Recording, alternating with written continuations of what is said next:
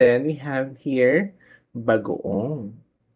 Bagoong is like shrimp paints here.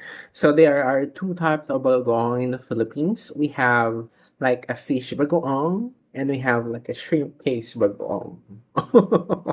Arte magsalita. Bagoong lang mo kinakain. Itong manggang to galing to sa Oriental Mindoro. Mula sa bakuran ng aming pamilya.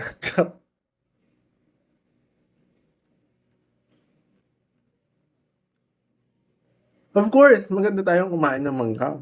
Hindi halatang maasim. Oh my God, ang asim. Na, let's eat more. Ayan. So, masarap siya yung sobrang deep talaga siya sa bagoong. Mm. Mm. Yum.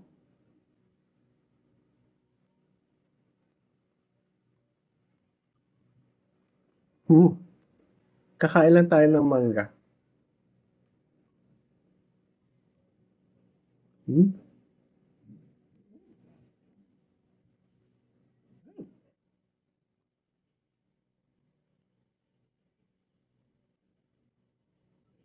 Sarap. Asim.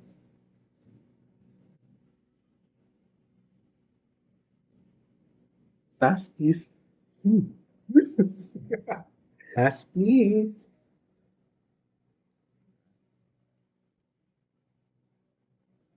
Sarap.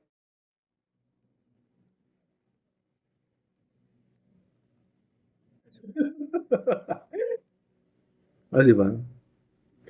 Ganda. Parang di kumain ng mangga. Okay, yun lang. Don't forget to like, share, and subscribe. Bye!